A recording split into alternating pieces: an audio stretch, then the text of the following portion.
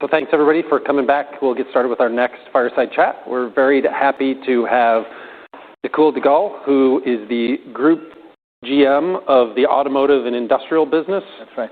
At Qualcomm. Qualcomm, as you all know, is heavily into the handset side of things, but is over the last 5 years plus is heavily invested on diversifying their business. And Nakul is the head of some of the biggest portions of that.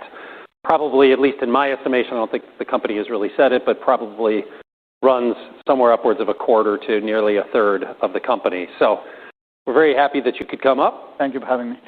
So why don't we jump into a little bit about the diversification strategy at the highest level. How are you, and we'll dive into the individual businesses here in a bit, but at the highest level, the goal to diversify the resources you're given, the strategic imperative, all of that, whether it's the board or Cristiano or Akash, how are you tasked for running that? So thank you again for having me. I've been with the company for, I celebrated 30 years in June, so I understand the history of the company, I understand how we invest, I understand how we build ecosystems. One of the things that became pretty clear as we were focused on diversification about 10-ish years ago was what is the value of the technology stack that we build in markets outside of our mainstay markets. And what became pretty apparent was our understanding of markets outside of our core mobile business was fairly limited.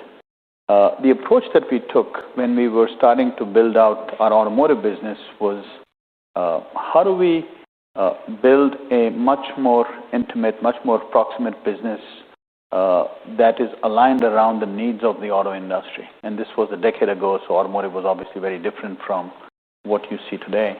And it allowed us to appreciate the complexity involved in quality, in safety, in supply chain resilience, in the long life cycle that is required, the software differences.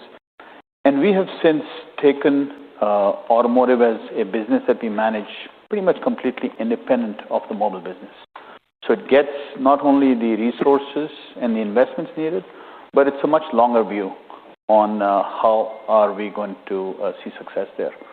The approach that we took in automotive helped us in formulating a lens through which to look at other markets like industrial, markets that have a slower moving cadence, but obviously much more committed to the transformation that then comes along. And so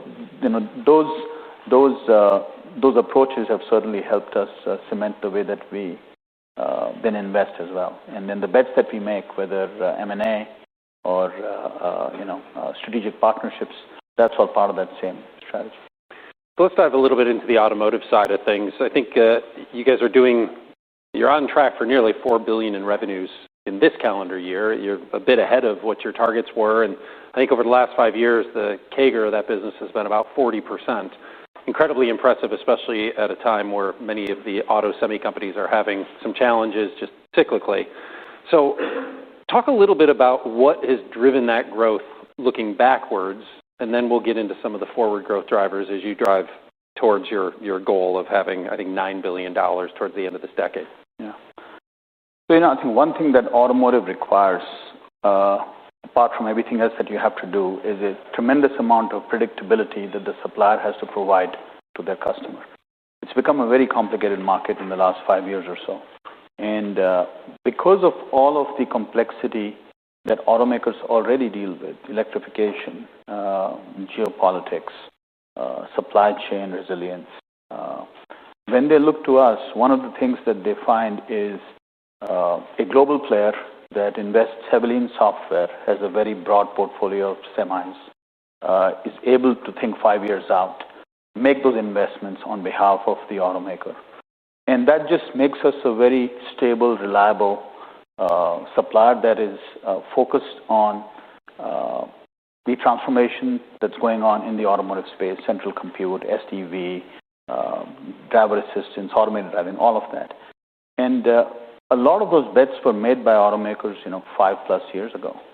So as they make those bets, they look at what bets are working, which ones are not, I think the revenues that we delivered a year in advance are really an indication of winning at the right time, those programs essentially launching at the right time, and frankly, being very broad-based. We supply into pretty much every automaker globally. So we are not as affected by changes in the type of drivetrain that is selling or what happens in one part of the world versus the other. We are fairly insular to that. So how would, if we just took the $4 billion in revenues now and the $9 billion that you have as your target, I think in fiscal 31, talk about how the mix changes within that. And I know you have, even just to keep throwing around large numbers, $45 billion design pipeline, I believe. And how important is that transition from probably the connectivity side to the ADAS side, et cetera?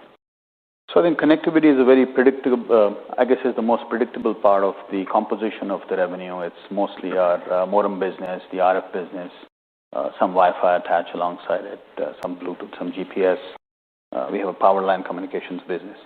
The remainder of the business is actually very proportionate to the rate at which cars are moving towards central compute, bringing in a tremendous amount of integration of a number of different ECUs that were previously discrete and disparate. Now these are all getting integrated.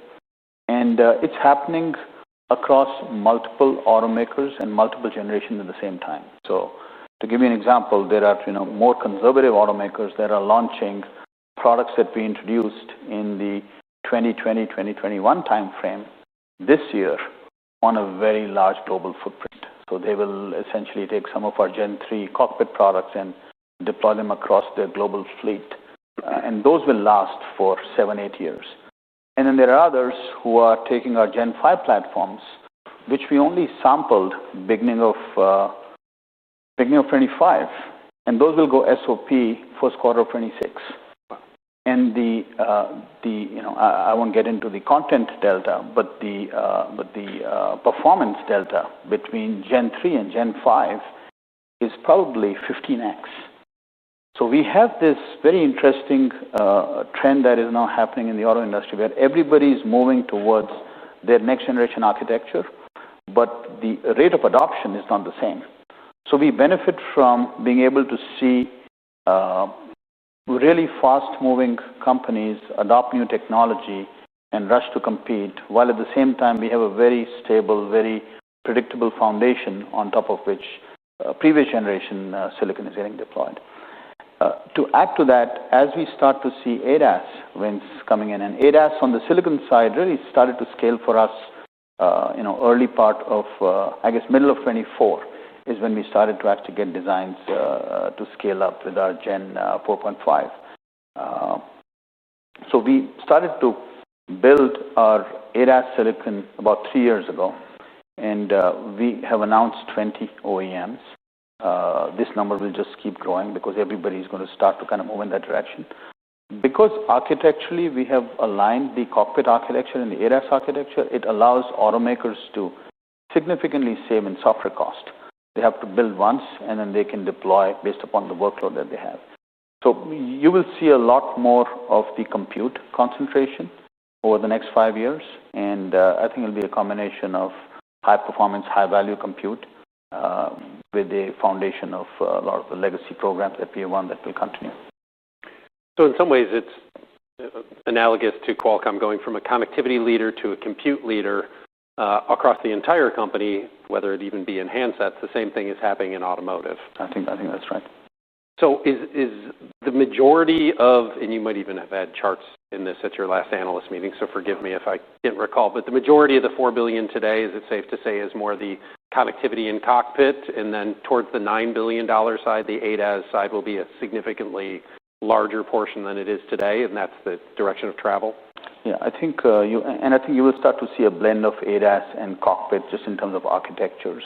We introduced the Flex architecture, and so that blends it. But yeah, I think you will see a lot more of the compute portfolio in the next 5 years.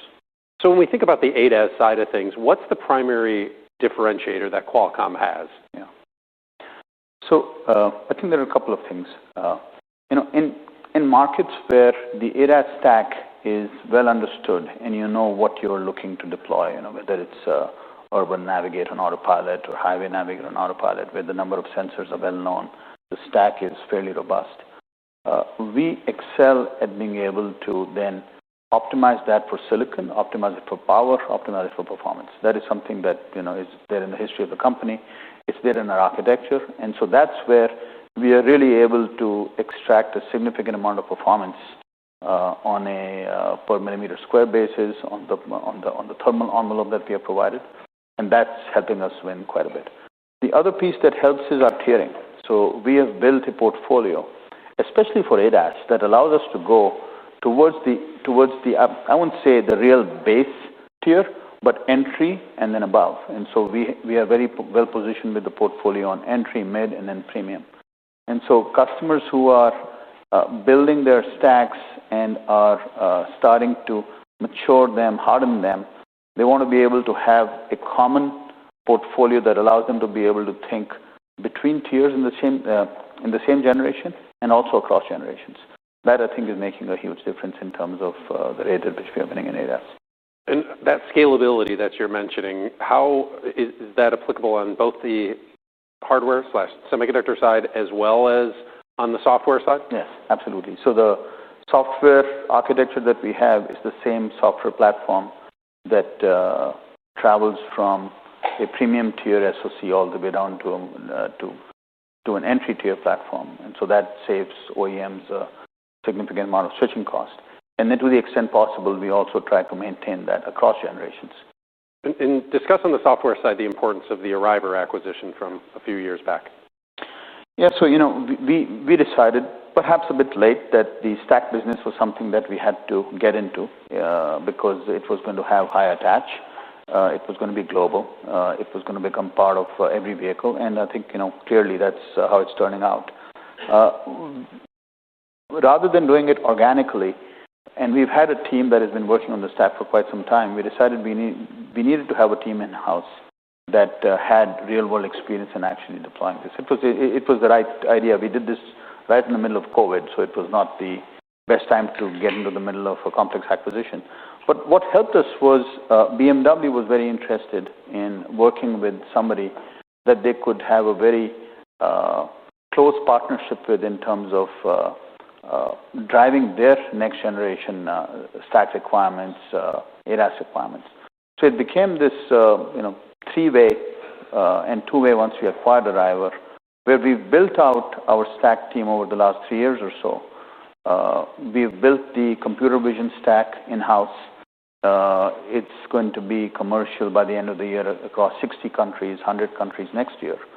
And, if you think about it, this is something that we did from a standstill. So in 2022, we had no stack. We will have this global stack launching next month. And then with BMW, we partnered to develop the drive policy stack together. So the Arriver team was very instrumental in not just bringing in the expertise, the IP, the experience, but also creating a foundation inside the company on how to go build a stack business, a stack product, which is something that Qualcomm obviously has not done before. So I think it was the right time and has been hugely instrumental in the success. So when you put together the hardware and the software side, what is the primary differentiation that you offer versus in the ADAS realm versus, say, the Mobileye side or the NVIDIA side, which tend to be the two primary competitors? And if there's other competitors you wanted to highlight, go ahead, but those are the ones I think of. Yeah. So I think, there are multiple layers to a stack. I think the active safety stack, which is basically the foundation for making sure that you are able to be compliant with all of the global requirements. That is something that I think we are now working to get to par and perhaps even ahead of some of our competitors. Mobileye obviously is the gold standard, has been doing this for a long time. And so the goal is to be able to certainly meet and eventually get ahead of those types of requirements. I don't really look at many other stacks as really at that scale because, if you look at the data, if you look at what's out there, other than stacks that have been built vertically by OEMs, there isn't really anybody else apart from Mobileye that I would say is at the same level. As you start to go to features and go higher up the stack, That then comes down to the OEM, what type of sensor set they're deploying, what type of features they are developing. And we actually, we welcome for those of you that are interested to come check out the Neue Klasse in Munich, and we'll have some here in San Diego as well, starting next month. You can experience the customer functions. You can actually see for yourself the type of performance that we are very proud of, because that is something that not only have we built together, but we have. So that is a stack that we can take and extend over to other OEMs, which is what we're in the middle of doing. So you talked a little bit about the importance, or we talked about the scalability side of things. When you talk about Snapdragon Ride, and then you have the Flex side of things, talk about the Flex platform and the importance of it. And I get the sense that that is a unique ability that you have on the scalability front. Yeah. So just kind of expand on that if you could. So when we decided to start building safety-grade chips for automotive compute, it became pretty clear to us that this whole separation in a car between what is the infotainment domain and what is the safety domain, this was obviously historically made sense. But going forward, especially with AI, especially with physical AI, these lines will start to blur. And so architecturally, we decided that we will allow for an architecture that allows us to be able to run a software stack that doesn't differentiate between infotainment and driver assistance. We did that with our Gen 4.5 products. Now with our Gen 5 products, the level of performance that we are adding, it's 3 to 5 times more powerful than the 4.5. You just have plenty of headroom to be able to run 2 stacks concurrently and still have room left over for more. So what we have started to notice is OEMs that own their own stack want to be able to run the stack as an application as opposed to a dedicated domain. And especially when you start to go mid-tier, where you want to be able to get cost optimization, where you want to be able to go from 2 separate ECUs to a single ECU and potentially a single SoC. The Flex architecture makes a lot of sense. We introduced the Flex architecture for the first time. I think it was maybe at Snapdragon Summit in 24. We will launch with Leap Motor in China our first Flex platform in the middle of 26. So this is an example where somebody who actually owns the infotainment stack and the ADAS stack in-house, they can go deploy this on the same SoC. And we're starting to see that interest from a number of different players. And do you get the sense, we talked a little bit about the uniqueness of your stack and the gold standard from a competitor point of view. What about just on the pure silicon side of things, the competitive landscape on that? Do you tend to think of Qualcomm as coming from kind of the bottoms up, and so more working your way from the L1 functionality up, or do you have the headroom to start kind of at the top and go down, and what the competitive landscape looks depending upon which side you're coming from? I think we made a bet 5 years ago that when it comes to ADAS, we're going to focus on L2+.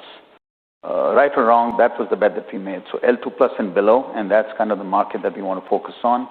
We deliberately did not focus on L5 and robotaxis and all of that. So the platform that we started to build was the same common platform for both cockpit and ADAS, because we started to add the safety capability.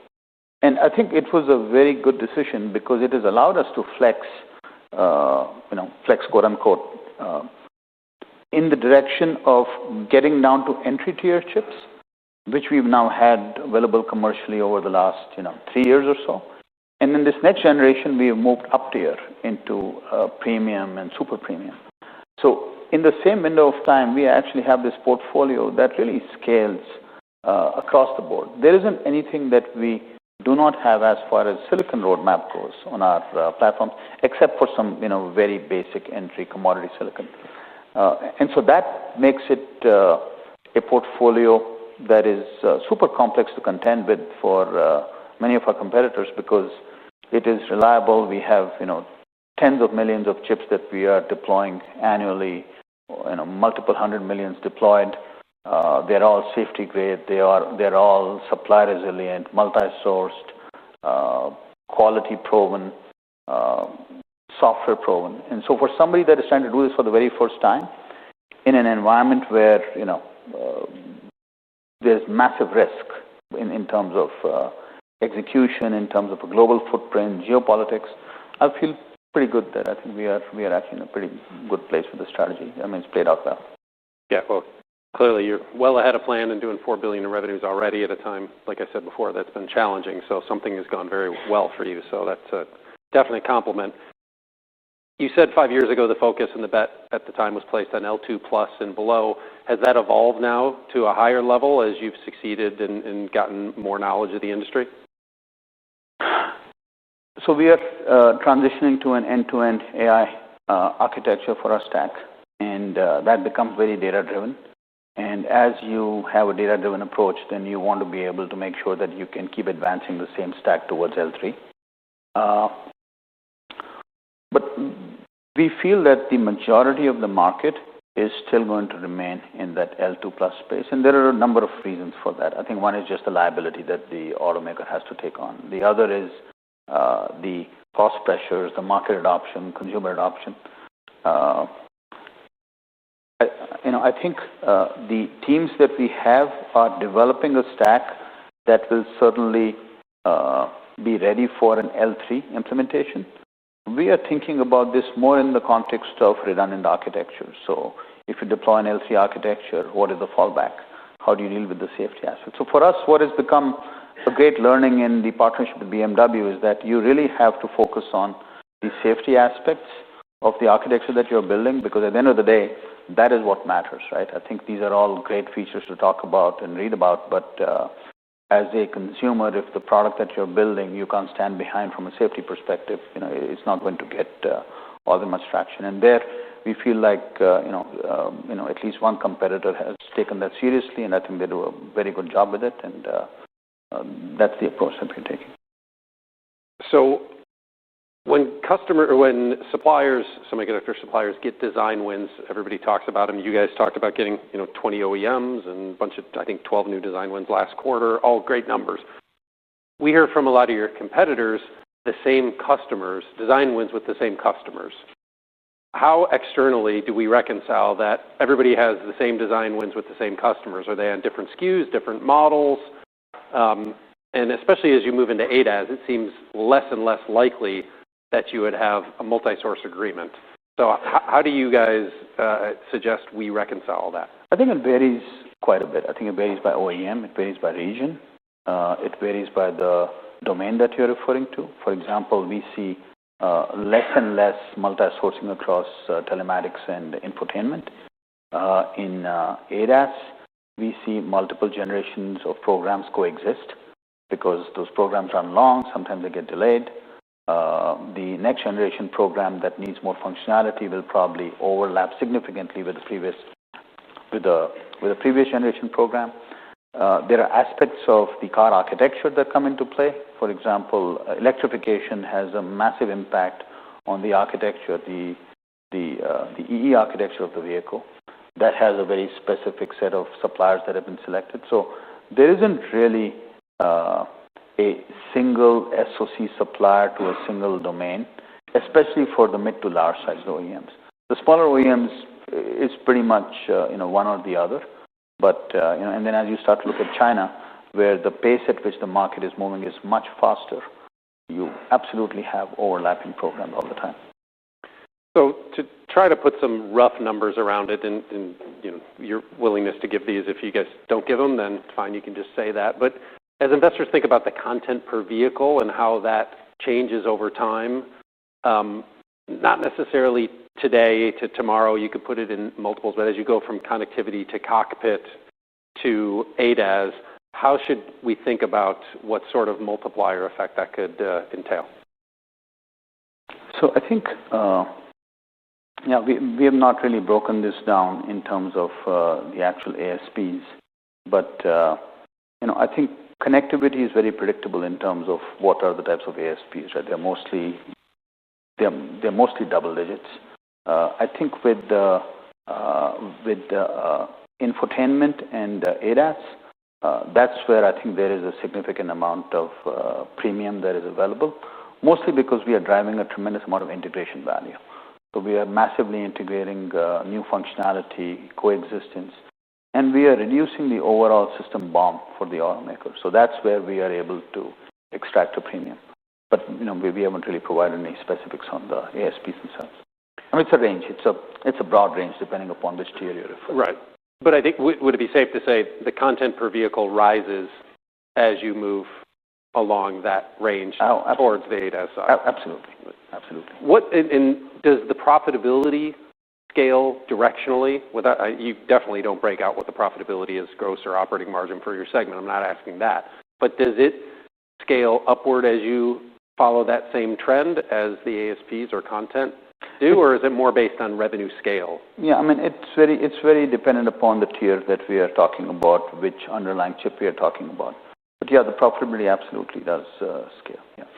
So the last question on auto, because we do want to get over to the industrial side of things. You're doing almost $4 billion a year in revenue now. Your target is to get to $9 billion, like I said, in 5-ish years or so, 5-6 years from now. What are the biggest steps for us to monitor externally that are necessary to get from the 4 to the 9? I think the biggest one is execution to the pipeline that we have shared. And so, we have internally a way to track the rate at which the programs that we have won, how well are they executing. So that I think is a very clear leading indicator in terms of the rate at which the quarterly revenues are building up. I think the other is the win rate. Are we continuing to add to the pipeline? How quickly is it how quickly does it replenish? There is a lot of macro out there, just in terms of tariffs, the sales of OEMs, China competition. What does that start to look like, especially in Europe, especially the rest of the world? But I think the size of the market is also growing. Right, the silicon content in cars is growing. Every car is contributing to an expanding SAM. So I feel like, of course, there will be competition and there will be complexity, but I think cars by the end of this decade are all going to become fairly advanced products, pretty much all over. And so that I think certainly plays very well to the strategy that we have. And as far as the roadmap goes and the investments that we are making, those are all made very well in advance. So most of the products that we have to go build are already designed or in design right now, and we are only doing this because customers have made a clear case as to what they're looking for in the next generation. So we feel pretty good about. Good. Well, it's going well so far, indeed. So congratulations on that. Thank you. So why don't we pivot over to the industrial side of things? Now, this is going to be a subset of your IoT business that you don't break out, but I believe it's somewhere around $1 billion that you're responsible for of the roughly $6.5 billion of IoT. Is that it's a bit north round numbers? We're in the zip code. It's a bit north of that. Bit north of that. Yeah. Good. That's better than south.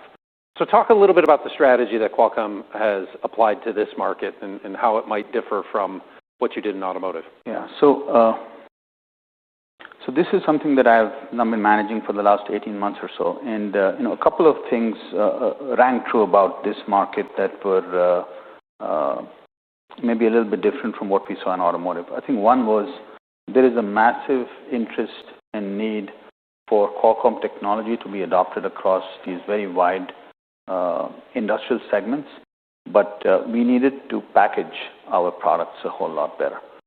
They needed to be made much more relevant to the specific industries because there was not a lot of familiarity with Qualcomm in a lot of these spaces. They had to be made easier to use. We had to have the right channels in place, the right infrastructure in place. So that has now started to happen, and we've broken this down across 5 major product segments.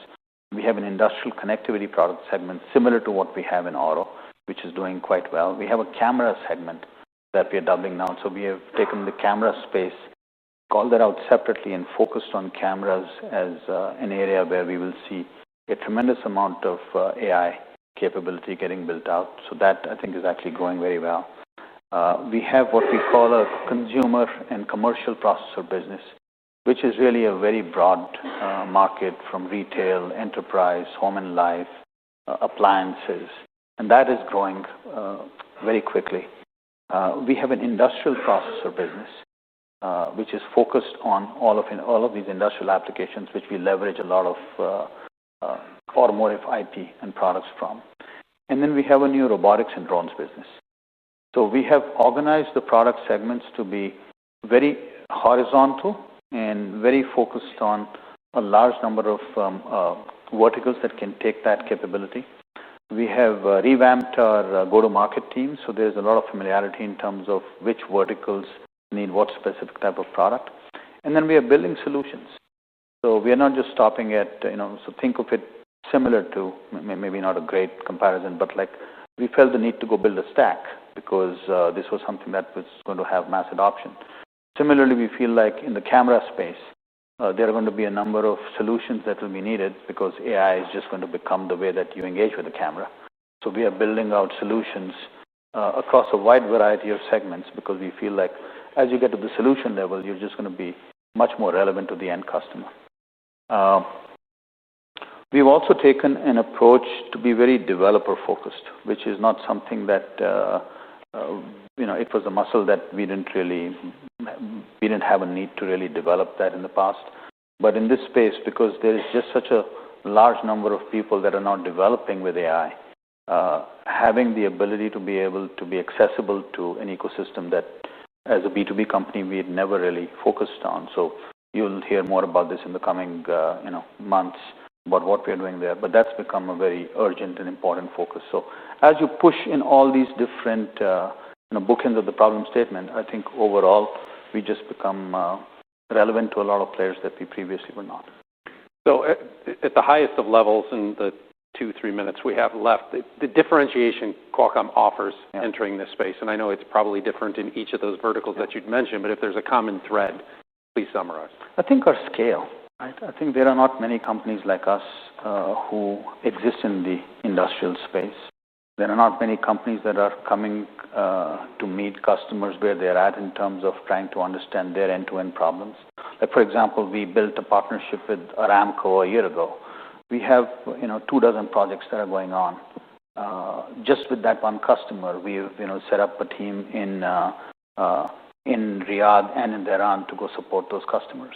So our ability to be able to engage with the customer and get to a solution, given the scale at which our technology operates, our products operate, that is something that comes pretty naturally to us once we kind of provide focus to the problem statement.